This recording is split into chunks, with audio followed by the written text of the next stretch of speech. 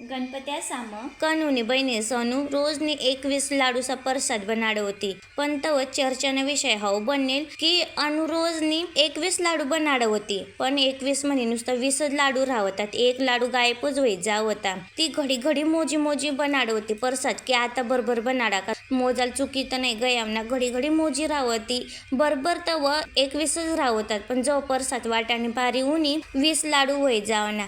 आता ती नुसती कोणाला विचाराने की तुम्ही पहिलेच कोणीतरी खाई जावं, पण कोणीच कबलायला तयार नाही.